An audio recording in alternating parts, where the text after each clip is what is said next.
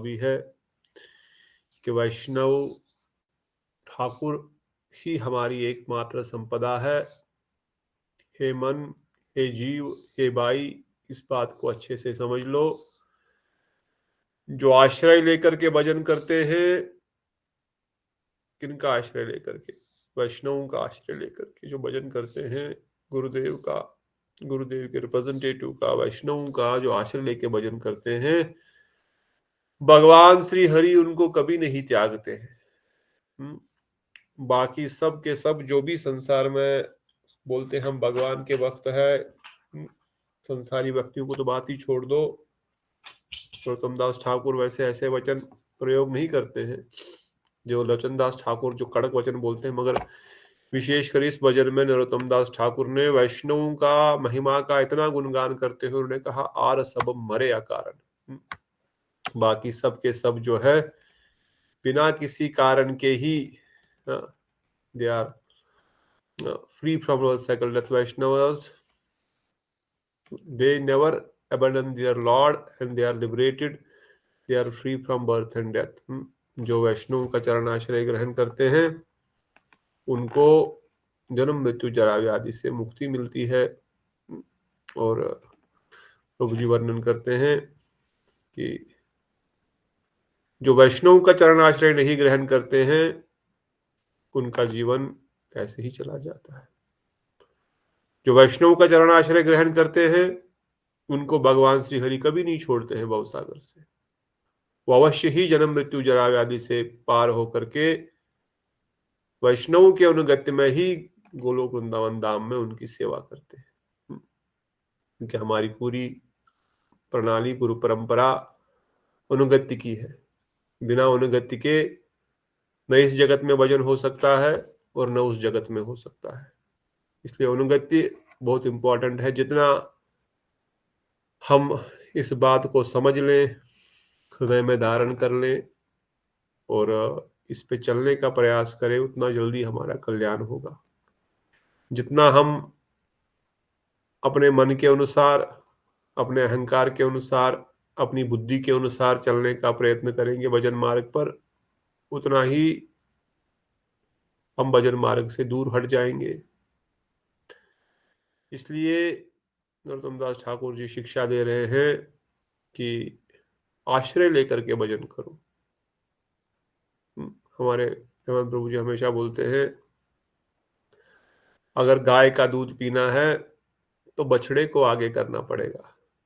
जब बछड़ा दूध पिएगा, गांव माता संतुष्ट हो जाएगी, फिर वो आपको भी बहुत दूध देगी।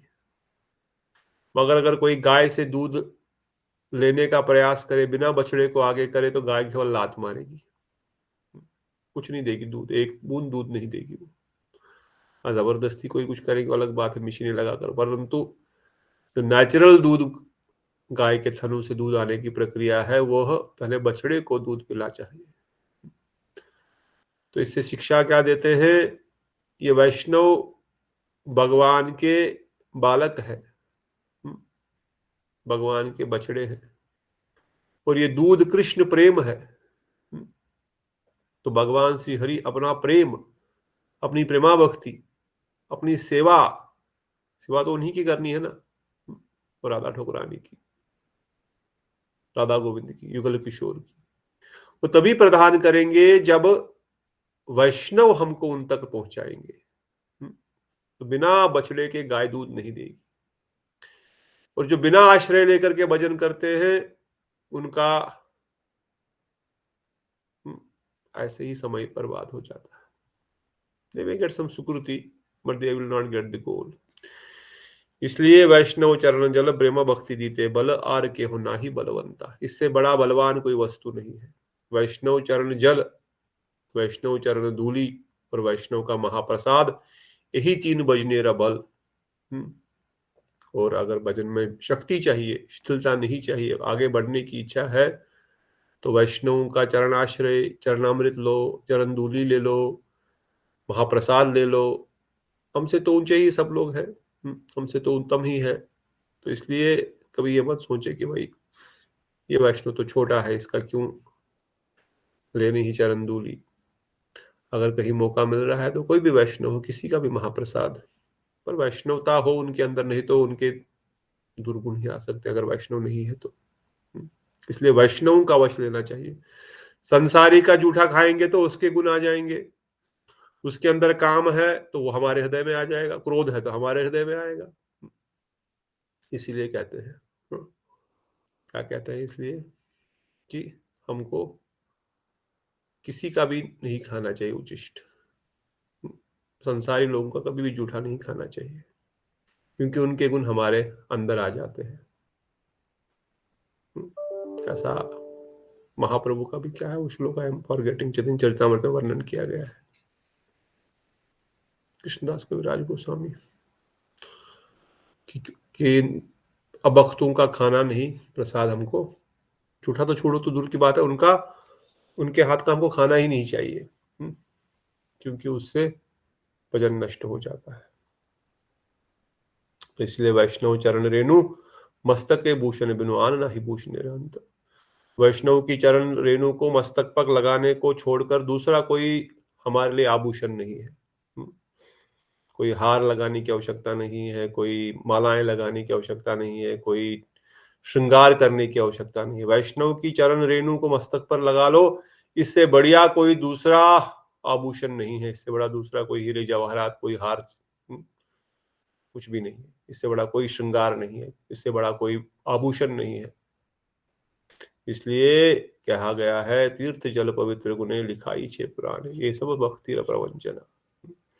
जो शास्त्र पुराण में लिखा गया है, तीर्थ स्थान जाओ और वहां पर स्नान करो, ये करो, वो करो, ये सब जो है भक्ति की प्रवंचना है। महाप्रभु वर्णन करते हैं चैतन्य चरितामृत में, जो ग्रंथ भक्ति के अन्मुख हमको करता है, वही ग्रंथ पूजनीय है, श्रवणीय है और पठनीय है। जो भी कोई विधि विधान हम पालन कर रहे हैं शास्त्र में, कर्मकांड, ज्ञान कांड, किसी भी तरीके का, अगर वो भक्ति के अनुकूल नहीं, अगर वो भक्ति हमको करने के लिए नहीं बता रहा, अगर वो भक्ति के रिलेटेड नहीं है, तो महाप्रभु स्वयं कहते हैं वो ग्रंथ नहीं है, वो एक प्रकार से जहर है जो आपको संसार के विषय जाल में फंसा के रखेगा। इसलिए बताया गया यहाँ पर, ये सब भक्ति की प्रवंचना है, भक्ति से आपको दूर किया जा रहा है। क्यों? वाई इट इज प्रवंचना, it is a deceptive trick. Why it is a trick? Because वो क्या देगा आपको? संसार का कुछ लाभ देगा, संसार में कुछ धन संपदा, नाम यश प्रदान करेगा, और उससे क्या होगा? संसार में ही हम बंधे रहेंगे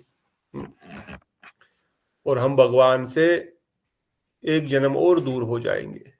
इसी जन्म में भगवत प्राप्ति करनी थी, मगर तीर्थ स्थानों के चक्कर में, धन संपदा के चक्कर में, पुण्य कर्म होगा ना, पुण्य कर्म मिलेगा, पुण्य कर्म से एक अनर्थ डेवलप होगा। कौन सा अनर्थ डेवलप होगा? कोई है कथा में कि मैं अकेला बोल रहा हूँ? कौन सा अनर्थ डेवलप होगा पुण्य कथा से? बताइए। सुकृति युक्त अनर्थ होगा, अर्थात जो संसार के भोग विलासों में हमको फैसिलिटीज प्रदान होगी, उससे हम उनमें फंस जाएंगे, फंस सकते हैं। और फिर जब सब फैसिलिटीज है भोग की अवेलेबल, तो क्यों बाहर कोई भजन करेगा?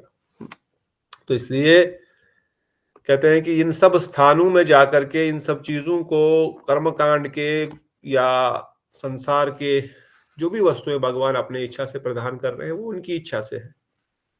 वो हमको जो भी दे रहे हैं, हमने उनको शरणागति ग्रहण की, वो 10 करोड़ दे रहे हैं या 10 अरब दे रहे हैं या 10 रुपए दे रहे हैं, that is their choice, because we are surrendered on to him. But अगर हम अलग तरीके से, अलग विधि विधान को फॉलो करके संसार का कुछ ऐश्वर्य, धन संपदा, पुत्र परिवार, ये सब प्राप्त करने का प्रयत्न कर रहे हैं, तो वो हमारे लिए कर्म बन जाएगा और वो कर्म हमको संसार में बांधेगा। इसलिए ये भक्ति र प्रवंचना, this is a trick to deceit, आपको भक्ति से दूर करने का एक ट्रिक है। ये चालाकी है, कि ये माया की चालाकी है। इसलिए वैष्णव मेरा पादोदक समन है, यही सब यह होते वंचित पूर्ण। जो वैष्णव की चरण धूलि है, चरण आश्रय है, इससे बढ़कर और कुछ भी नहीं है। इससे सारी इच्छाएं पूर्ण हो जाएंगी।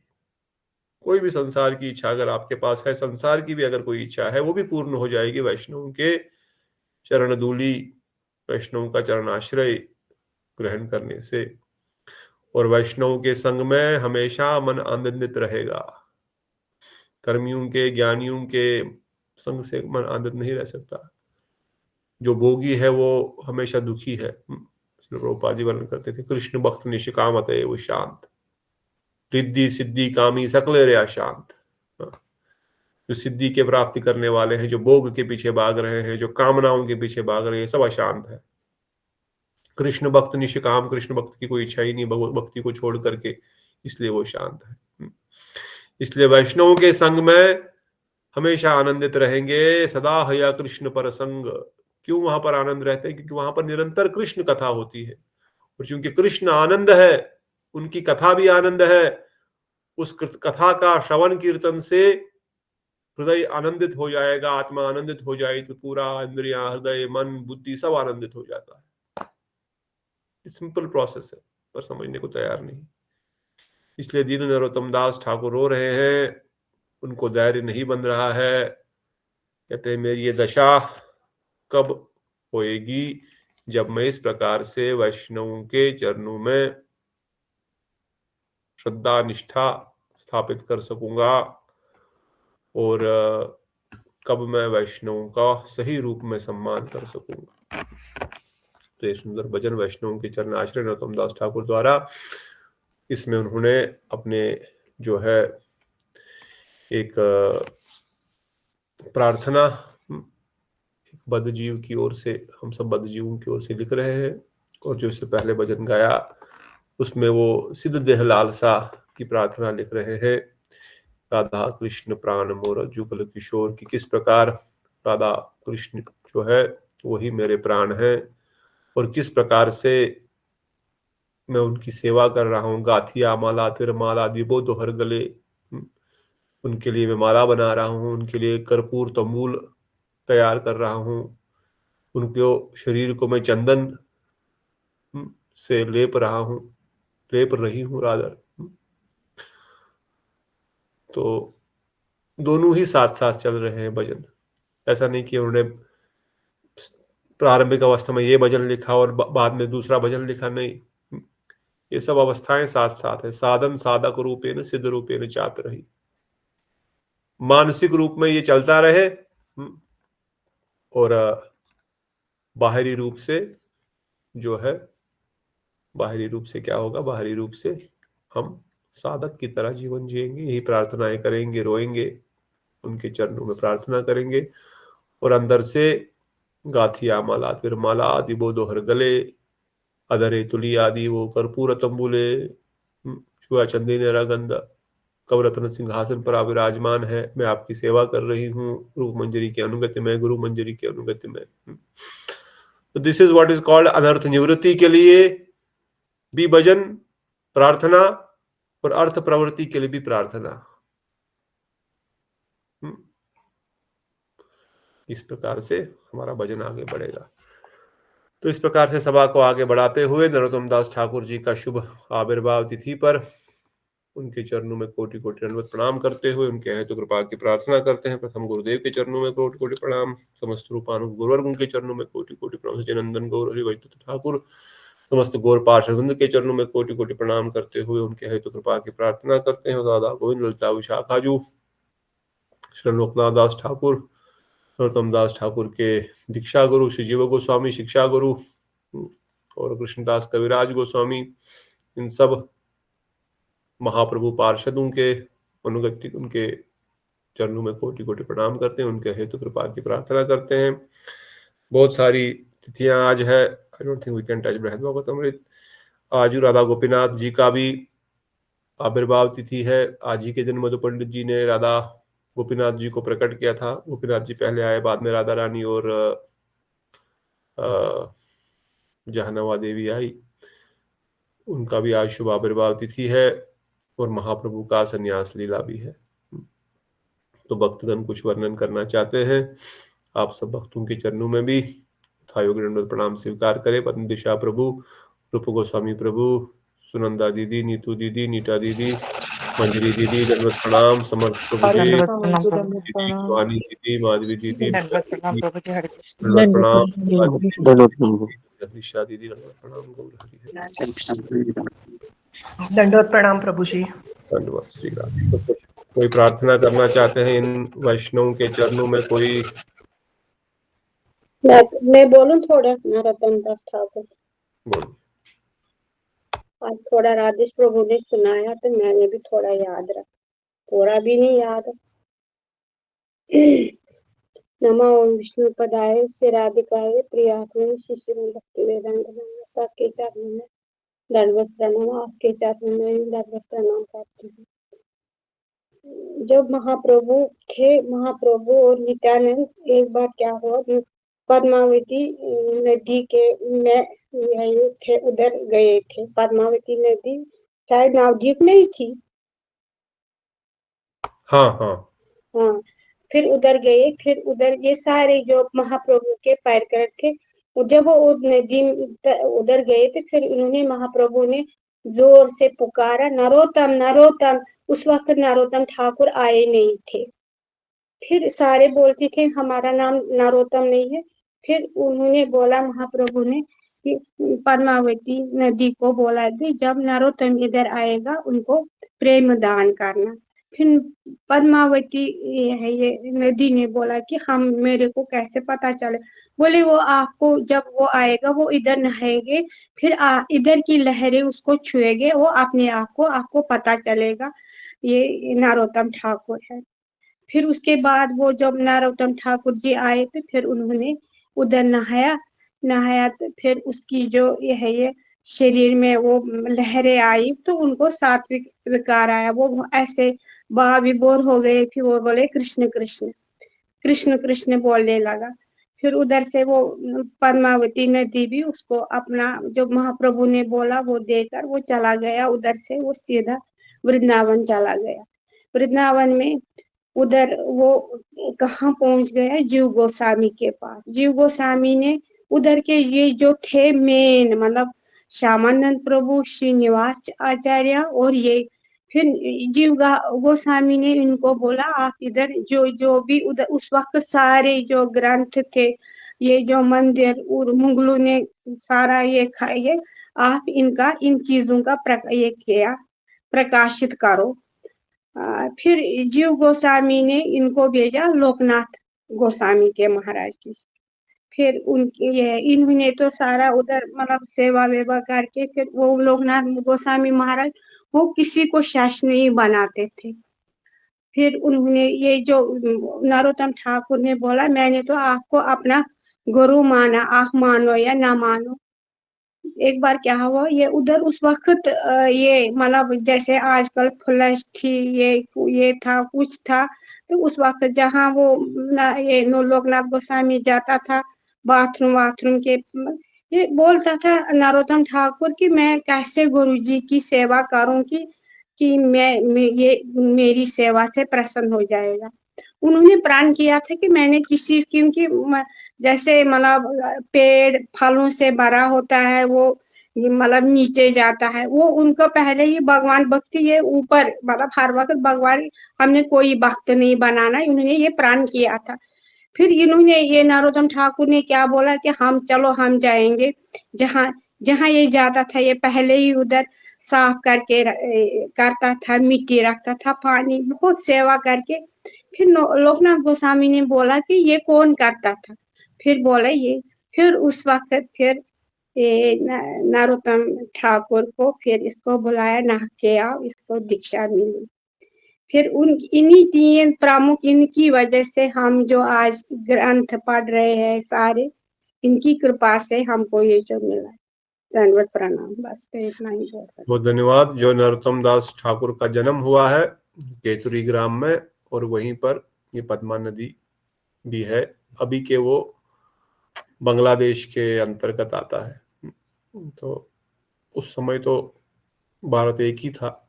तो जो अभी बांग्लादेश की टेरिटरी है वहीं पर नरोत्तम दास ठाकुर का जन्म हुआ, केतुरी ग्राम, और वहीं पर ये लीला हुआ। राजशाही में प्रभु जी। राजशाही इज द विलेज, वो टाउन, उसके अंदर खेतरी। वो राजकुमार का बेटा था वही तो। बांग्लादेश में ही है ना अभी भी दीदी? जी प्रभु जी, वो अभी बांग्लादेश में। बहुत सुंदर। और कोई भक्तगण कुछ गुणगान करना चाहते हैं महाप्रभु का, नरोत्तम दास ठाकुर के या राधा गोपीनाथ जी का? हरे कृष्णा प्रभु जी। हरे मैं बोल कृष्ण। देती हूँ, अवश्य, वरना बाकी दीदी लोग बोलेंगे तो मेरे पास पॉइंट नहीं बचेगा। कोई चिंता अभी मैंने फटाफट पहले बोला। कोई चिंता नहीं, पॉइंट बहुत है। हरे पर कृष्णा दंडवत। सब सर्वप्रथम मैं अपने शिक्षा गुरु दीक्षा गुरु को प्रणाम करती हूँ और उपस्थित सभी वैष्णव को मेरा प्रणाम। प्रभु जी, वैसे तो दीदी ने ऑलरेडी बहुत कुछ कवर किया, लेकिन ऐसा मैंने सुना कि जब उनका जन्म हुआ था तभी उनका जब नामकरण संस्कार हुआ था, तो एक जो पंडित या ज्योतिष आते हैं नामाकरण करने के लिए, तो उस टाइम उन्होंने बोला था कि आपका ये बच्चा अद्वितीय है, मतलब या तो ये बड़ा होके राजा, बहुत बड़ा राजा बनेगा पूरे देश का।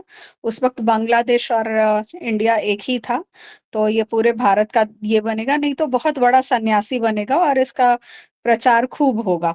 तो उनके माता पिता उसी डर में या फिर उसी उद्देश्य से उनको पाल रहे थे। और जब वो बड़े हुए तो 12 वर्ष की आयु में ही उन्होंने सारा संस्कृत वगैरह सीख लिया था, भागवतम ये सब कर लिया था। उनको शुरू से तो हरि कथा में बहुत ज्यादा इंटरेस्ट था ही। फिर बाद में जब उनको पद्मा नदी के किनारे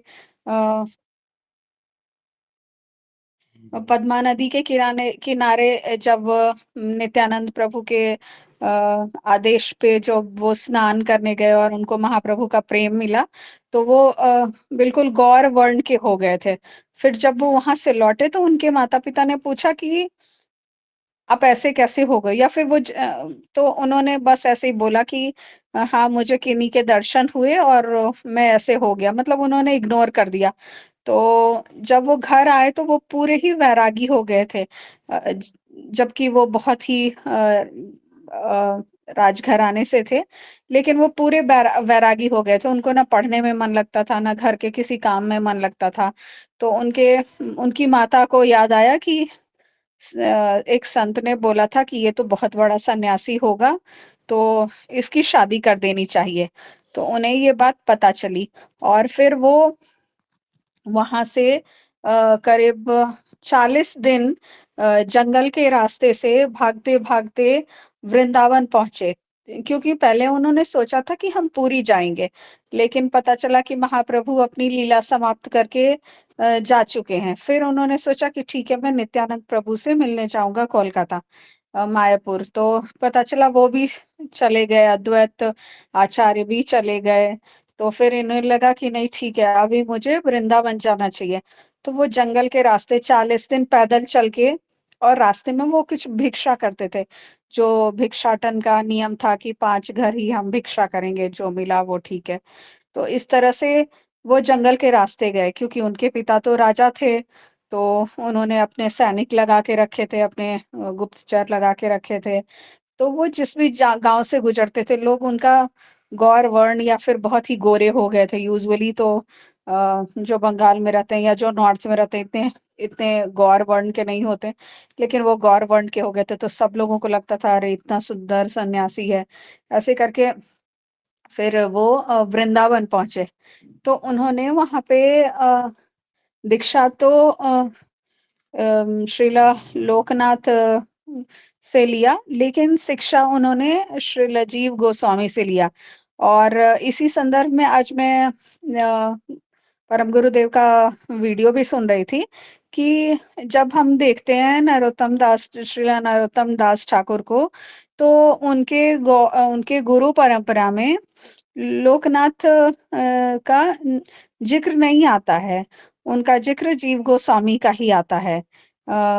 तो वो मतलब वो भी एक बात है कि वो भी एक गूढ़ रहस्य है कि उनका नाम जीव गोस्वामी के बाद ही आता है, जबकि वो उनके शिक्षा गुरु थे। तो वो रहस्य बता दो।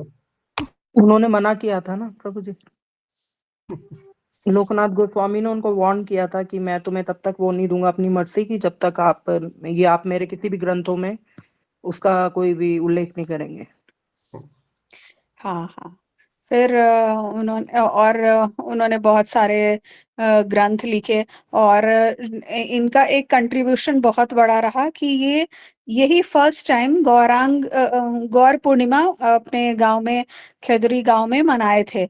इससे पहले गौर पूर्णिमा नहीं मनाया जाता था, लेकिन फिर भी गौरांग महाप्रभु या फिर नित्यानंद प्रभु का प्रचार के कारण लोग उनको जानते थे, और इन्होंने जितने भी भजन बंगाली ट्यून में या बंगाली भजन लिखे और गाए, ये सारे उनके बहुत फेमस हुए। और मतलब इस तरह से उन्होंने ये एक परंपरा शुरू की कि गौर पूर्णिमा हम मनाएंगे। और उसके बाद इन्होंने बहुत सारी बुक्स भी लिखी, जो बंगाली ट्रांसलेशन के में था, और लोगों को काफी सहायता हुई। एक किस्सा और था कि एक बार श्रील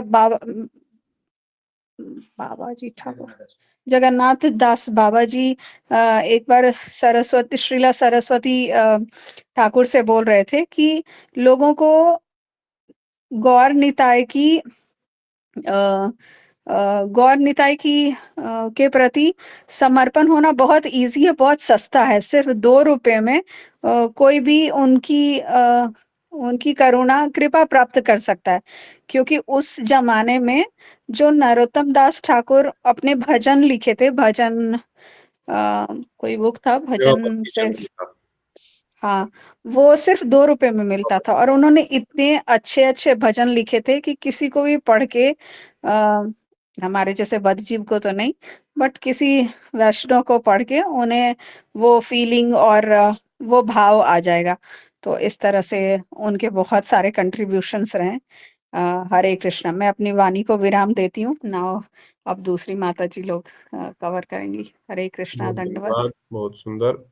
गोरखनाथ बाबा जी महाराज ने जगत गुरु प्रभुपाद जी को के माध्यम से ये शिक्षा दिया कि प्रेम भक्ति चंद्रिका कृष्ण करनामृत, प्रेम भक्ति चंद्रिका लेने से कृष्ण प्रेम की प्राप्ति हो जाएगी।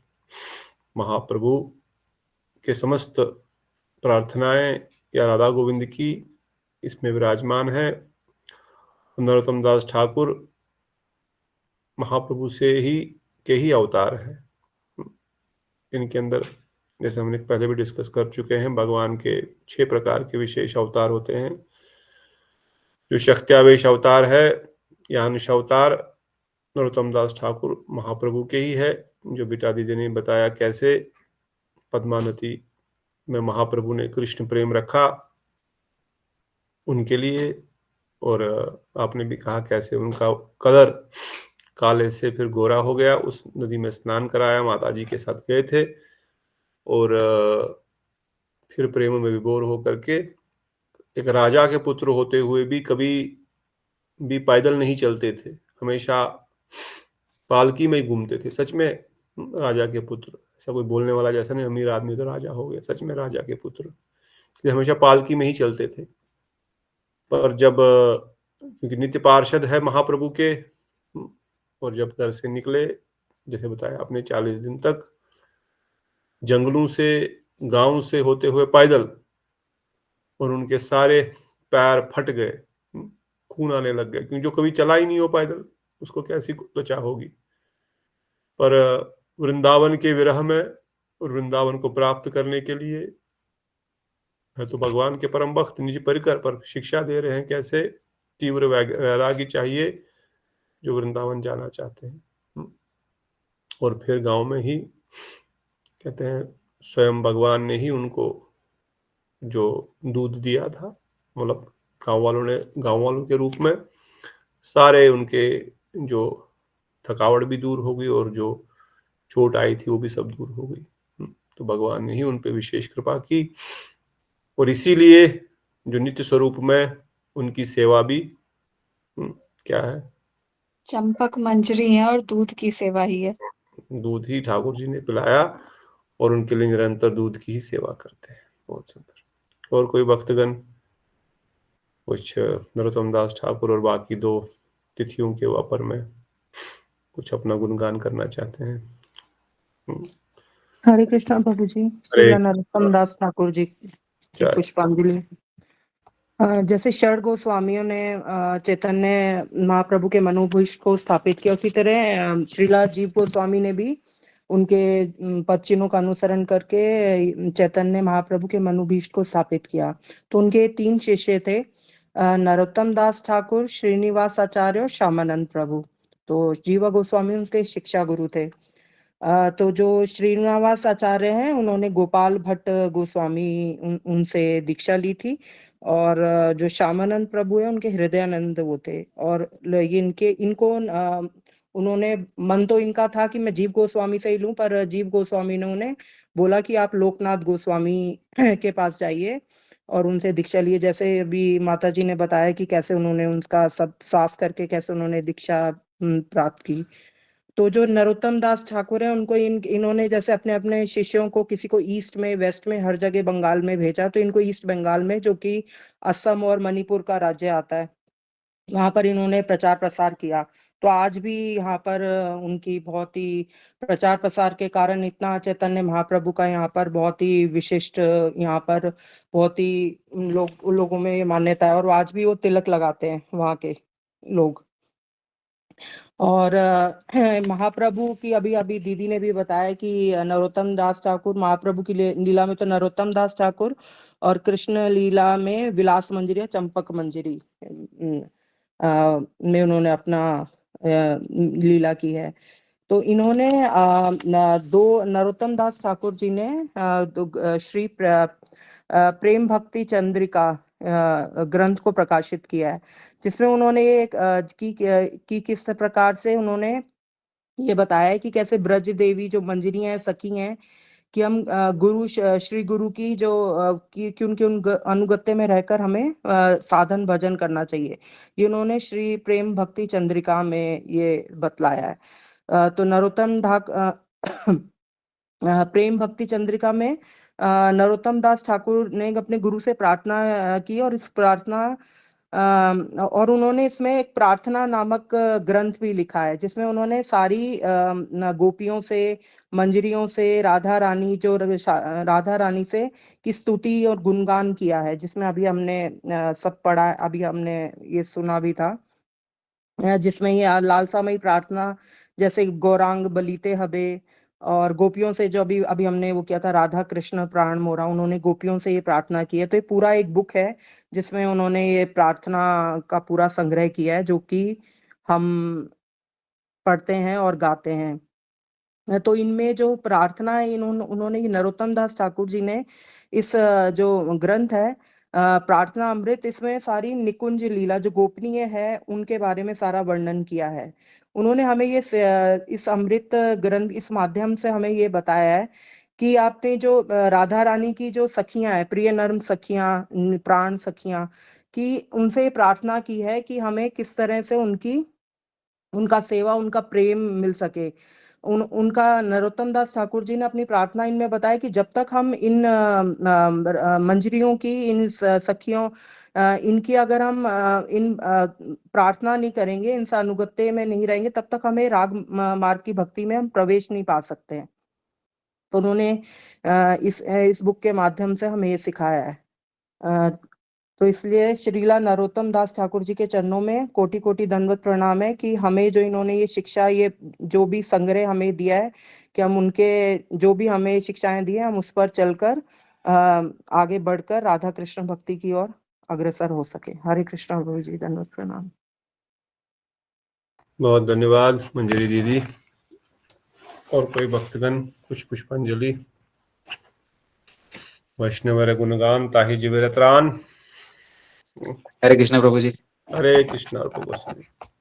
ओवर टू यू प्रभु जी, नरोत्तम दास ठाकुर जी के बारे में कुछ बोलना चाहूंगा, है ना। जो इनके गुरु हैं लोकनाथ गोस्वामी, ये किसी को दीक्षा नहीं देने का पहले निश्चय किए थे।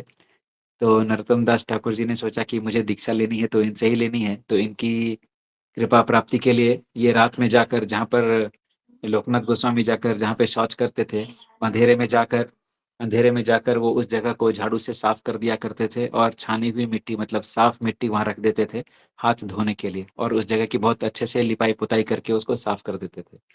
तो लोकनाथ गोस्वामी को लगा कि ये कौन है जो आकर रात में सफाई कर देता है और दुर्गंध रहित स्थान मुझे हर दिन मिलता है, इतना कौन सेवा कर रहा है।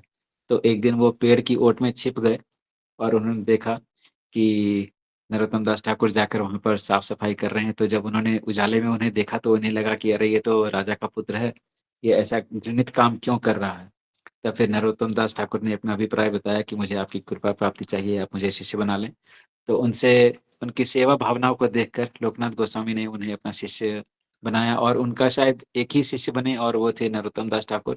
इस तरह वो अपने गुरुदेव की कृपा प्राप्ति किए। और ऐसा होता था कि जब वो अकेले रहते थे तो जिस झाड़ू से वो उस जमीन को साफ करते थे, उस झाड़ू को हाथ में लेकर वो कभी कभी रोते भी थे गुरु के लिए कि उन्हें गुरु कृपा की प्राप्ति हो जाए। और इस तरह वो गुरुनिष्ठ रहे और अंत में उन्हें गुरु की कृपा प्राप्ति हुई और लोकनाथ गोस्वामी ने उन्हें अपना शिष्य प्रदान किया। तो इससे हमें यह भी शिक्षा मिलती है कि हमें गुरु के प्रति समर्पित रहना चाहिए और गुरु सेवा में कभी कुछ कमी नहीं सोचनी चाहिए कि ये सेवा छोटी है, ये सेवा बड़ी है। जो भी सेवा मिले उसे भावना से पूरी तरह पूरी करना चाहिए। हरे कृष्णा प्रभु जी। धन्यवाद।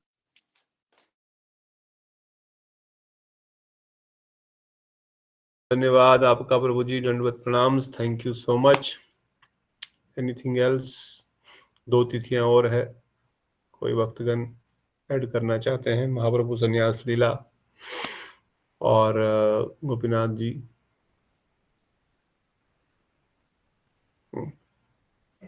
तो रामदास ठाकुर जी के चरणों में कोटि कोटि प्रार्थना कर रहे हैं। आप सबने बहुत सुंदर उनका जीवन चरित्र का वर्णन किया। तो भजन तो हम निरंतर गाते ही हैं, कभी कभार ऑलमोस्ट डेली ही, सुबह शाम, नहीं तो कहीं ना कहीं कोई ना कोई भजन तो अवश्य गाते हैं। पर कभी समय मिले तो अवश्य प्रेम भक्ति चंद्रिका लीजिए, क्योंकि गोरख बाबा जी महाराज भी कहे बस कितने 4 आने में कि 2 आने में मिलता है। तो अभी भी कोई कॉस्ट नहीं है, ऑनलाइन अवेलेबल है और भक्ति पे भी है और ऐसे भी मिल जाएगा। तो you will see the mood off Narottam Das Thakur through these bhajans and through his this simple one small book, छोटी सी बुक, जिसमें उन्होंने पहले अध्याय से ही गुरुदेव के चरणों में प्रार्थना करने के बाद गुरु वंदना के 10 दशकम लिखने के बाद एकांतिक भजन साधन भक्ति के रूप गोस्वामी के भक्ति रसामृत सिंधु के द्वारा स्थापित करते हुए अनभिलाषता शून्यम के ही श्लोक को उद्धृत करते हुए प्रारंभ किया और आगे आगे देवी देवताओं का भजन नहीं करना है, एकांतिक भजन कैसे करना है, युगल भजन कैसे करना है, बड़ा सरल तरीके से 10-15 श्लोक बताते हुए स्पष्ट। इसीलिए बाबा जी महाराज, गोरख बाबा जी महाराज कहे प्रेम प्राप्त करना बड़ा कठिन नहीं है। अगर कोई इस ग्रंथ को पढ़ लेगा और जीवन में धारण करेगा तो अवश्य ही उसको प्रेम की प्राप्ति होगी, क्योंकि सरल शब्दों में उन्होंने स्पष्ट किया है कि कैसे हम भजन राज्य में प्रवेश कर सकते हैं और प्रेम को प्राप्त कर सकते हैं। इसलिए प्रेमा भक्ति चंद्रिका, प्रेमा भक्ति की जो एक किरण है, उस चंद्रिका की या उस चंद्रमा की जो एक किरण है, अगर किरण को पकड़ लेंगे तो किरण जहां एंड होती है वहां तक तो हम पहुंच ही जाएंगे। तो इसलिए कोई मौका मिलेगा तो हम पढ़ सकते हैं। मैंने डाउनलोड किया था पहले, सो अच्छा है। I mean it is not a big book anyway, जब भी मौका मिले पढ़ लीजिए। कोई पढ़ सकता है तो फिर यहाँ पर कथा भी कर सकते हैं, अदरवाइज कोई पढ़ सकते हैं। पर और प्रार्थना में तो हमने ऑलरेडी डिस्कस किया, इनके जितने भी भजन हैं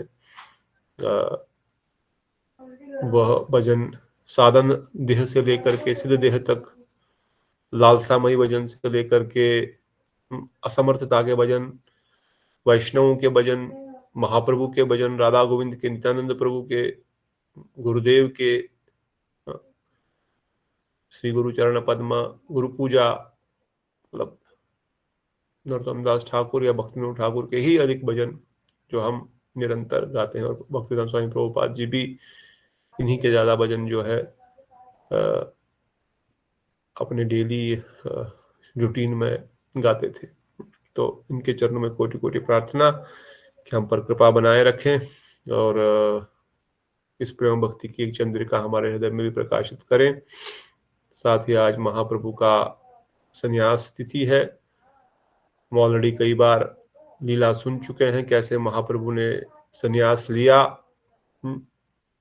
कैसे वह घर से निकले सची माता को बोल के विष्णु प्रिया का जो अपशुगुन की कथा, या अपशुगुन इन द सेंस जो उनको लगा कि कुछ तो होने वाला है, महाप्रभु शायद जाने वाले हैं, कैसे लौकी का खीर बनाया, हलवा बनाया, कैसे उनको अपने हाथों से श्रृंगार किया, ये सब हम जानते हैं। पर तत्व सिद्धांत के दृष्टिकोण से हमको पता है फिर भी कि महाप्रभु संन्यास क्यों लिए। What is the reason Mahaprabhu has to take संन्यास? One is external reason, जैसे हम हमेशा डिस्कस करते हैं हर टॉपिक के ऊपर, चाहे वो रस सिद्धांत हो या तत्व सिद्धांत हो। इसका एक स्वरूप लक्षण है, तटस्थ लक्षण है। किसी भी वस्तु का एक स्वरूप लक्षण है, तटस्थ लक्षण, जैसे भक्ति रसामृत में हम लोग डिस्कस कर रहे थे। स्वरूप लक्षण मतलब जो उसका असली लक्षण होता है, और तटस्थ लक्षण जो बाहर से दिखता है, बाहर से दिखता है। जैसे डॉक्टर का तटस्थ लक्षण हो सकता है कि उसने व्हाइट कोट पहना हुआ है और स्टेथोस्कोप डाला हुआ है, ये स्वरूप लक्षण, ये तटस्थ लक्षण है, बाहर से दिख रहा है। ये तो कोई भी पहन सकता है, डॉक्टर बन के आ सकता है। या कोई आर्मी वाला, उसने बढ़िया से आर्मी का ड्रेस पहन लिया और वो आर्मी वाला बन गया। पर क्या खाली पुलिस की वर्दी पहनने से या आर्मी की वर्दी पहनने से या डॉक्टर का कोट पहनने से या वकील का कोट पहनने से कोई वकील कहलाएगा? ये तो बाहर का लक्षण है। पर अंदर का लक्षण क्या है? सच में उसने डॉक्टरी की डिग्री की है, सच में उसको इलाज करना आता है। तो उसी प्रकार से महाप्रभु के संन्यास के कारण का स्वरूप लक्षण, आंतरिक रीजन क्या है और एक्सटर्नल रीजन क्या है, आपने सुना है, जानते हैं। Anyone want to try or glorify? हरे कृष्णा, दंडवत प्रणाम प्रभु जी। हरे कृष्णा चंद्रकांत, बताइए। महाप्रभु जो उन्होंने संन्यास लिया है कि लोगों को सिखलाने के लिए कि कैसे भक्ति करनी चाहिए। जब मैं संन्यास धारण करूंगा तभी मैं मतलब लोगों को प्रैक्टिकली सिखा सकता हूँ कि ऐसी भक्ति होनी चाहिए, ऐसा प्रेम होना चाहिए भगवान के चरणों में, ऐसे हमें भक्ति करने हैं, नियम से, पालन से। ऐसा नहीं कि अपना मनमाना ढंग से करेंगे, नहीं, शास्त्रों के स्वरूप ही जो शास्त्र हमारे कहते हैं उसके इस पर विधान पर चलकर ही हमें भक्ति करनी है, अपने मनमाने ढंग से नहीं करनी है। संन्यास लिया है तो संन्यास ही ग्रहण करना, कैसे करना, उसका पालन कैसे करना, ये महाप्रभु जी ने हमें शिक्षा दी है। बहुत हरे सुंदर। कृष्ण। बहुत धन्यवाद। तो anyone else want to add anything? तो दीदी ने जैसे बताया, महाप्रभु के सन्यास का ये कौन सा लक्षण हुआ, इतना तो समझ सकते हैं। व्हाट डू यू थिंक, ये कौन सा लक्षण होगा?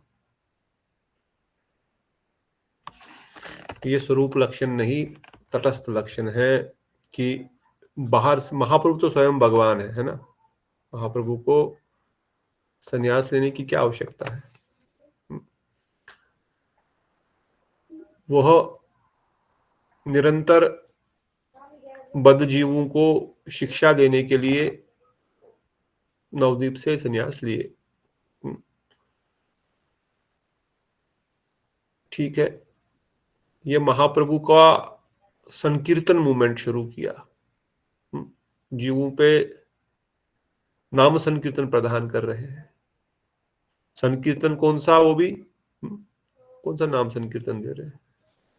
प्रेम नाम संकीर्तन प्रदान कर रहे हैं। नॉर्मल संकीर्तन नहीं प्रदान कर रहे हैं, प्रेम नाम संकीर्तन दे रहे हैं। तो महाप्रभु का आने का जो कारण है, जिसमें प्रेम नाम संकीर्तन दिया गया है, क्या यह महाप्रभु का आंतरिक कारण है या बाहरी कारण है? डिस्कस कर चुके हैं ना पहले कई बार।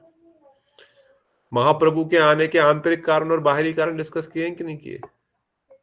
महाप्रभु के internal reason, appearance, external reason, chapter number 2, chapter number 3। आंतरिक कारण है उसका कि राधा रानी के प्रेम का आस्वादन करने के लिए, उस प्रेम को वो उसका प्रेम इतना ऊंचा है कि उस चीज को वो आस्वादन करने के लिए आए हैं। वो उसका अंतरिंग ये है, भाव है श्री महाप्रभु जी का। और नाम संकीर्तन? नाम संकीर्तन बाहरी जैसे हम लोगों के लिए कैसे करना है, क्या भाव है, क्या भक्ति है, उसमें डिफरेंस क्या है, किसकी भक्ति करनी चाहिए, तो क्या भाव होना चाहिए उसमें, किसके अंतरंग में हम भक्ति करें, किन जनों के, रागानुग जनों के, उनके जो भगवान के जन हैं, जो ब्रजवासी जन हैं, गोपियां, उनके अनुगत्य में कैसे करनी चाहिए भक्ति, वो प्रेम क्या है, वो भाव क्या है, वो बाहरी लक्षण है। हरे कृष्ण। तो महाप्रभु के आने का आंतरिक कारण और बाहरी कारण दोनों ही को जब हम समझेंगे ठीक से, तो महाप्रभु के सन्यास का भी आंतरिक कारण और बाहरी कारण पता लग जाएगा। जैसे अभी डिस्कस कर रहे हैं, दीदी बता रहे हैं, महाप्रभु के आने का internal reason is Shri Radha महिमा कृदिशोवा मदिया, ये अद्भुत मधुरिमा, कि राधा रानी के गुणों का, यश का, उनके गुणों का यश गान करना, गुणगान करना। श्री राधा महिमा कृदिशोवा मदिया, ये अद्भुत मधुरिमा। ये राधा रानी की महिमा, प्रेम की महिमा क्या है, समझना भी है, और समझना भी है, और साथ ही साथ इसका गुणगान भी करना है। तो जो महाप्रभु के आने का आंतरिक कारण है, वही उनके संन्यास लेने का इंटरनल रीजन है, या रियल रीजन है, या स्वरूप लक्षण है। क्योंकि वह राधा रानी के गुणों का, राधा रानी के प्रेम का, राधा रानी का भक्ति का गुणानुवाद पूरे जगत में करना चाहते हैं। और यह घर में रह करके संभव नहीं है। क्यों? घर में रह के क्यों नहीं संभव हो सकता है? क्योंकि महाप्रभु जब अंतलीला, विशेषकर जब जगन्नाथपुरी में अंतलीला कर रहे हैं, उनके जीवन के 48 साल में उन्होंने 24 साल तो गृहस्थ में दिए, है कि नहीं? और 24 साल उन्होंने संन्यास लिया। बाकी के 24 सालों में 6 साल वो पूरे भारत भ्रमण के लिए गए, साउथ इंडिया से लेकर के महाराष्ट्र से लेकर के सब जगह गए, और 6 साल पूरा साउथ इंडिया टूर के बाद वापस पुरी आए।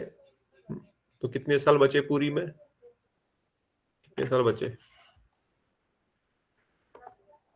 सब सो गए 24 में से। बोलो कालिंदी दीदी। 24 साल में महाप्रभु संन्यास लिए, 24 साल वो गृहस्थ में रहे।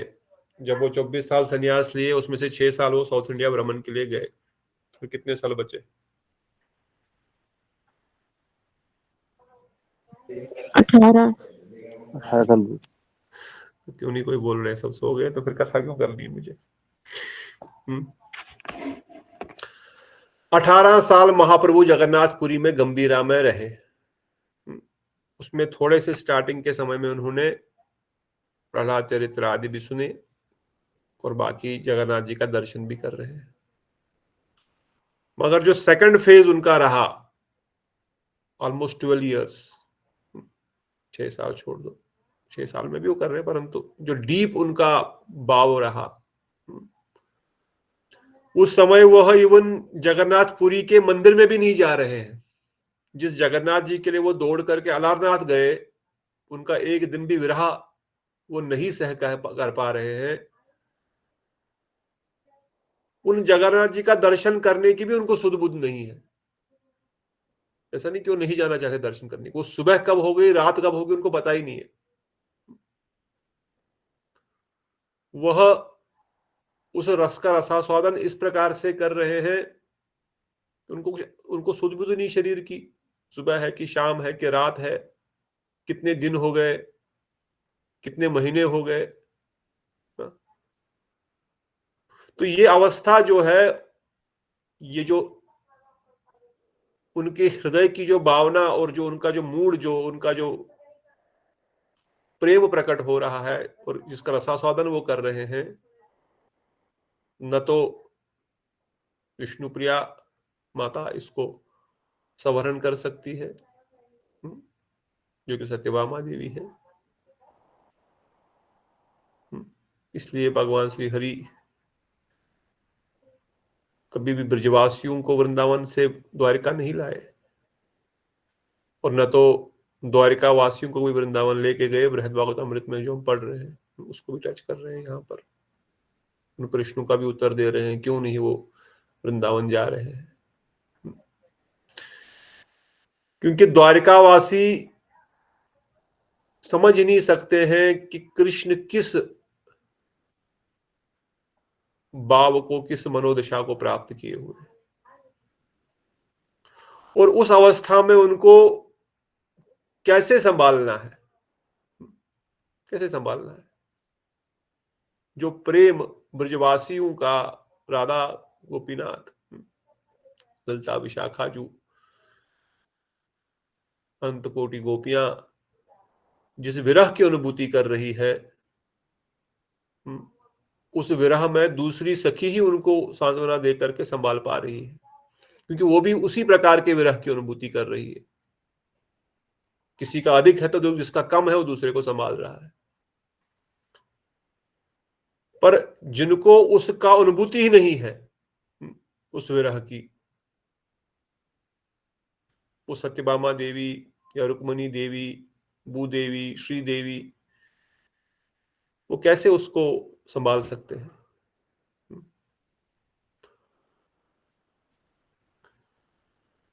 और अगर वह घर गृहस्थी में आराम से रहेंगे, आराम से इन द सेंस वो उन्हीं रसास्वादन कर भी रहे हैं, परंतु जो राधा रानी के विरह की जो अनुभूति और राधा रानी के विरह में जो उसकी महिमा का गुणगान जो वो करा रहे हैं कि राधा रानी के प्रेम की क्या महिमा है, समझते तो जा रहे हैं, बल्कि उनकी महिमा को और अधिक बढ़ा रहे हैं। इसीलिए उनके आंतरिक कारणों में कृष्णदास कविराज गोस्वामी ने चैतन्य चरितामृत में लिखा, आदि लीला में ही, श्री राधा प्रणिमा, राधा महिमा प्रणय कृति शोभा मधिया। कि महाप्रभु के आने का ये असली आंतरिक रीजन उनका ये है, खुद क्यों आ रहे, क्योंकि भगवान तो किसी के, वो तो भोक्ता नाम है तपसाम सर्वलोको महेश्वर, why will he come only to deliver you? For that Guru Tattva is there, Nityananda Prabhu is there. Yes, that is external. That is why that is external, because he is Bhokta, he is the Supreme Lord. But that Supreme Lord wants to glorify her beloved Srimati Radha Thakurani. The topmost क्या अवस्था हो रही है श्री राधा ठाकुरानी की उस प्रेम में, वो खुद उसका प्रैक्टिकल दिखाना चाहते हैं, क्योंकि राधा रानी ने तो संवरण कर लिया। बात समझ में आ रही कि नहीं? आपको समझ में आ रहा है कि ज्यादा ज्यादा जा रहा है ये, out of context? Yes, no? आ रहा है सर प्रभु जी। ठीक। तो राधा ठाकुरानी के प्रेम का जो अवस्था वृंदावन में है, जैसे हमने सुना, देखा, उद्धव जी जब आए, देख रहे कुछ गोपियां तो जमीन पे लोटपोट हो रही है विरह में, किसी की तो आंसू की धारा ऐसी लग रही जैसे नदी बह रही है, और कोई तो विरह की अग्नि में तड़प रही है, कोई तमाल को कृष्ण समझकर आलिंगन की हुई है, कोई यमुना के जल के ऊपर लेटी हुई है, कोई हाहा करके उनको पुकार रही है, हा कृष्ण हा कृष्ण। पर इनमें से एक गोपी है जिनके शरीर में कोई मूवमेंट ही नहीं है, जिनके शरीर में किसी प्रकार का कोई भी हलचल नहीं है। पर क्या ये जीवित है कि नहीं है ये भी पता नहीं, पर शायद जीवित है। क्यों? क्योंकि कुछ मंजरियां, कुछ गोपियां उनके लिए कमल पुष्प निरंतर तोड़ रही है और उनके शरीर पे रख रही है और चंदन लेप कर रही है कपूर के साथ। पर जो ही वो रख रही है त्यों ही वो मुरझा रहा और एकदम चूरा हो रहा है, क्रश हो रहा है।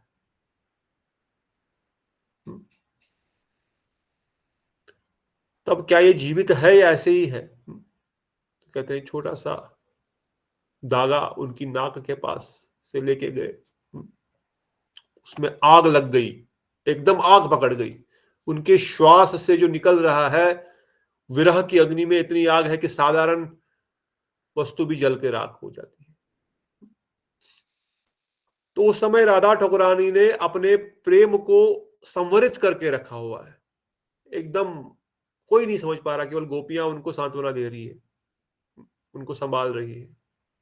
परंतु उस प्रेम की महिमा क्या है, वो एक्चुअली हो क्या रहा है अंदर, एक्चुअली राधा रानी अंदर क्या भावनाएं चल रही है। So this is what Krishna wants himself present. स्वयं भगवान खुद इस चीज को जगत में दिखाना चाहते हैं, इसकी महिमा का गुणगान कराना चाहते हैं कि क्या वस्तु है, जो क्या अनुभव है और क्या वो प्रेम की परिकाष्ठा है जो राधा रानी का प्रेम है। इसलिए महाप्रभु ने उस प्रेम का रसास्वादन तो किया, उनका रीजन रसास्वादन करने का है, परंतु महाप्रभु की जो अवस्था हो रही है, जो हम चैतन्य कृष्णदास कविराज को वर्णन कर रहे हैं, और कहते हैं मैं क्या शब्दों में लिख पाऊं महाप्रभु क्या कर रहे हैं। मैं तो एक उसी हमें कहते हैं कि पुई रकेष्ट मुई से लगिष्ट, जगाई मदाई मुई से पाचिष्ट। मैं को जदाई मदाई से भी पापी हूं, मैं तो मल के कीड़े से भी गया गुजरा हूं, और मैं उनका क्या वर्णन कर पाऊं, किस प्रकार की अनुभूति कर। पर फिर भी हम जीवों के कल्याण के लिए, अपनी वाणी को शुद्ध करने के लिए महाप्रभु के उन भावों को रसास्वादन का, जीव रसास्वादन कर पाए और समझ पाए, थोड़ा सा कुछ तो उस जगत की झलक उनको मिल जाए। मैं बता रहा हूं कि महाप्रभु कैसे कभी दीवारों को अपने नाखून से खरोच रहे और पूरी खून निकल तक रहा है उनके नाखून से। उनकी आंखों से अश्रु विसर्जन नहीं हो रहा, बल्कि अब खून की धाराएं बह रही। आंसू के इस प्रकार है जैसे कोई पिचकारी से, नलके से, पाइप से पानी फेंक रहा है। शरीर के रोंगटे खड़े होकर के कैसी उनकी अवस्था हो रही है।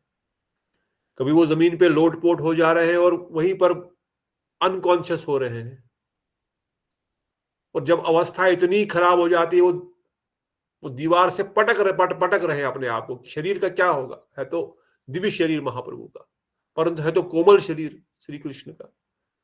हाँ। तब राय रामानंद प्रभु, स्वरूप दामोदर प्रभु कुछ तो कथा सुना करके, कुछ तो भजन सुना करके, उनके कान में कुछ तो बोल करके, कोई तो मंत्र बोल करके उनको थोड़ा सा शांत कर लेते। जब चरित्रामृत पढ़ेंगे अंतिम लीला, then you realize, we'll not go much detail now, but the point here is Mahaprabhu practically करके दिखा रहे हैं कि किस प्रकार की प्रेम में अवस्था हो जाती है। मदनाक के महाभाव, मदनाक के महाभाव की अवस्था क्या है, और ये मदनाक के महाभाव केवल राधा रानी की प्रॉपर्टी है और किसी की, दूसरी किसी सखी का भी नहीं है। उसकी ग्लोरी प्रकट करने के लिए महाप्रभु संन्यास ग्रहण किए। राधा रानी का गुणगान जगत में प्रकाशित करने के लिए महाप्रभु स्वयं कृष्ण संन्यास लिए। मैं तुमको क्या दे सकता हूं हे राधे, पर मैं आपके गुणों को प्रकाशित करूंगा इस जगत में आकर के, खुद उन गुणों का रसास्वादन करते हुए। This is the reason of Mahaprabhu's internal appearance, and this is the reason of Mahaprabhu's internal appearance why he took sannyas. और जैसे हमने पहले डिस्कस कर चुके हैं, चैतन्य चरितामृत में वर्णन किया गया है महाप्रभु के अंदर आंतरिक कारण ये तीन है, जो हम आगे भी डिस्कस करेंगे, भी महाप्रभु का भी लीला समझ आएगा। और दूसरा रीजन था, दूसरा रीजन क्या था? अद्वैत आचार्य की हुंकार। जबकि एक्सटर्नल रीजन में जो था नाम संकीर्तन, महाप्रभु के प्रेम नाम संकीर्तन जीव का कल्याण के लिए है, नाम संकीर्तन तो दे रहे हैं, और जो उन्नत उज्ज्वल रस प्रदान कर रहे हैं या उसकी स्वयं प्रदान कर रहे हैं जीवों के लिए। सो स्वरूप लक्षण के अनुसार अब साधारण दृष्टिकोण से कथा सुनने वाले, समझने वाले, unless and until somebody comes under the guidance of Gurudev and understand the moods of Brijavasis, understand the real mood, real reason, जो उस जगत से आए हुए हैं, जो उस जगत की जिनको अनुभूति है, जो उस स्थान पर रहे हैं हमेशा उनके साथ, राधा गोविंद के साथ मंजरी स्वरूप में गुरुदेव, और जो महाप्रभु के साथ रहे हैं उनके लीला स्मरण में, वही इन चीजों को प्रकट कर सकते हैं। दूसरा कोई प्रकट नहीं कर सकता, कोई ग्रंथ भी प्रकट नहीं कर सकता। ग्रंथ ने इंडिकेशन दे दिया, इंटरनल रीजन, एक्सटर्नल रीजन, ये आंतरिक है, कृष्णदास कविराज को बता दिया ये आंतरिक कारण है महाप्रभु के अपीयरेंस के, पर आंतरिक शब्द से क्या मतलब है भाई? इसलिए गुरुदेव के 3-4 लेक्चर हैं नरोत्तम दास ठाकुर के आविर्भाव के उपलक्ष्य में, और उसी में ये वर्णन बहुत पहले मैंने सुना था, आई डोंट नो कौन सी कथा में है, Mahaprabhu's internal appearance, probably I am not wrong, but I don't know, I don't remember. पर गुरुदेव वर्णन करते हैं महाप्रभु के आंतरिक आने के कारण जो है वह राधा महिमा की दिशोवा मदिया, फिर उस रस का रसास्वादन करने के लिए, उसका स्वीटनेस चखने के लिए, that are the 3 internal reasons. I mean internal का प्राइमरी का first part and second part is Advaita Acharya की हुंकार, और एक्सटर्नल रीजंस में फिर से याद रखने कीजिए, फर्स्ट इज उन्वत जो सौभक्ति श्रियम, जो अनादिकाल से नहीं दिया गया, जो हम बार बार वर्णन करते हैं, जो स्वरूप दामोदर जी ने जो महाप्रभु का प्रणाम मंत्र लिखा है, समय अधिक हो गया, अदर्पित चरिम चरात करुणाव कीर्तनो कलो सम्यर व्याप्तिम उन्वत उज्ज्वल रसा सौभक्ति श्रियम हरि पुरदर संतो कंदीपि सदम कंदीपिता हृदय हृदय कंदरे स्फूर्ति वहा सचिनंदना। जो स्वरूप दामोदर प्रभु ने उनका प्रणाम मंत्र में लिखा है कि ये महाप्रभु जो अनादिकाल से नहीं दिए हैं वो देने आए हैं। ये एक्सटर्नल रीजन का फर्स्ट पॉइंट, एक्सटर्नल का 1 एंड एक्सटर्नल का सेकेंडरी नाम संकीर्तन। उसी विचार में थोड़ा और डीप घुसते हुए महाप्रभु के सन्यास के भी यही इंटरनल एक्सटर्नल कारण है, जिस कारण से उस जगत में आए और जो एक्टिविटी कर रहे हैं। अब सिंपल लॉजिक अगर लगाएंगे, जो एक्टिविटी कर रहे हैं वो एक्टिविटी क्यों कर रहे हैं? अपने आंतरिक और बाहरी इच्छाओं को पूर्ण करने के लिए। तो सन्यास भी उनके, सन्यास लेने के लिए उनकी आंतरिक इच्छा क्या और बाहरी इच्छा क्या, ऑटोमेटिकली उससे वो समझना आ जाता है। मगर समझ तब आता है जब गुरुदेव जैसे महाभागवत इन चीजों को रिवील करेंगे, नहीं तो हम 1000 बार पढ़ने के बाद भी नहीं समझ पाएंगे कि अच्छा है, अच्छा ये इसका लिंक ऐसा, अच्छा ऐसा है। इसलिए आश्रय लैया बजे कृष्ण नाहता ही नाहे तजे आरस मरे कारण, इसलिए आश्रय में लेकर के भजन करने से ही ये सब चीजें रिवील होंगी। इन्हीं वचनों के साथ हम महाप्रभु जी के संन्यास लीला को भी प्रणाम करते हैं। आज कटवा में उन्होंने संन्यास लिया केशव भारती से। केशव भारती को ही मंत्र बताया कि आप मुझे ये मंत्र देने वाले हैं, और फिर उन्होंने उनको वही मंत्र दिया। और बहुत वो भी करुण लीला है, कैसे नाई ने बाल काटे। We don't have time to go there. और आज राधा गोपीनाथ जी का भी शुभ आविर्भाव तिथि है। राधा गोपीनाथ जी नहीं, परंतु गोपीनाथ जी आज ही मधु पंडित जी को यमुना किनारे मिले। उन्होंने गोपीनाथ जी को स्थापित किया, और इन्होंने तो वज्रनाभ ने विग्रह बनवाया था, परंतु कालक्रम से मुगलों के अतिक्रमण से फिर से गोपीनाथ जी छुप गए थे। मधु पंडित जी को आदेश दिया मुझे लेके जाओ। फिर स्वयं गोपीनाथ जी आए। उसके बाद गोपीनाथ जी ने ही मधु पंडित जी को आदेश दिया। एक्चुअली जहानाबादी देवी को पहले बताया उनका विग्रह रखने के लिए, पर वो बोले मुझे तो आदेश नहीं हुआ है। फिर पुजारी जी को, मधु पंडित जी को आदेश दिया कि मेरे पास मेरे बाहिने में राधा रानी इस बार नहीं रहेगी, जहानावा ठकुरानी रहेगी, राधा रानी को दाईं ओर रखो। इसलिए जब आप जाएंगे राधा गोपीनाथ जी का वृंदावन में दर्शन करने, वहां पर आपको गोपीनाथ जी के साथ जहानावा ठकुरानी और राधा ठकुरानी दिखेंगी। तो राधा गोपीनाथ जी का शुभ महाभिषेक हुआ। कोई वक्त वीडियो भेजा था, मैं ग्रुप में डाल दूंगा, आप भी दर्शन कीजिए और गोपीनाथ जी का कृपा प्राप्त कीजिए। हरे कृष्णा। एक मुझे याद है एक प्रसंग, एक छोटा सा 2 सेकंड का, कि एक बार श्याम सुंदर और राधा रानी कुसुम सरोवर पर हैं, और सब सखियां हैं साथ में, सभी हैं, मधुमंगल हैं, सब हैं। तो राधा रानी ने अपना सिर श्री श्याम सुंदर के मतलब जंघा पर रखा है, और श्याम सुंदर उनके सिर पर हाथ रख के ऐसे फेर रहे हैं। तो उसी टाइम मधुमंगल ने बोला कि मतलब ये आया, भौरा आया, तो उसको भी मधु ही कुछ बोलते हैं ना, मधुमंगल ही कुछ बोलते हैं उसको, तो बोला मधुसूदन आ गया। तो बोले कि ये बार बार श्री राधा रानी के चरणों के पास आ रहे, तो बोल रहे मधुमंगल इसको भगाओ, इसको भगाओ। तो मधुमंगल ने उस मधुसूदन को भगाया। जब तो फिर मधुमंगल ने जोर से बोला, मधुसूदन तो भाग गया, मधुसूदन तो निकल गया। तो राधा रानी के इतना अश्रुपात होता है कि वो इतना रोती हैं, जबकि वो श्याम सुंदर के पास हैं। और श्याम सुंदर उस टाइम बोल रहे हैं, राधा हे राधे, मतलब अंदर से ही बोल रहे, हे राधे, ये कौन सा प्रेम है, मैं इस प्रेम को कैसे समझूं। मतलब वो कृष्ण के पास है, मगर वो इतना रोती है कि उसने उस सिर्फ आवाज से बोला, मधुसूदन गए, उसको मैंने भगाया। तो ये उस वचन को राधा जी नहीं सह पाई। ऐसा प्रेम है जो श्याम सुंदर उस टाइम मतलब ये कर रहे हैं कि ये कैसा प्रेम है, राधे हे राधे, ये कौन सा प्रेम है, मैं इसको नहीं समझ पा रहा हूँ, हे राधे।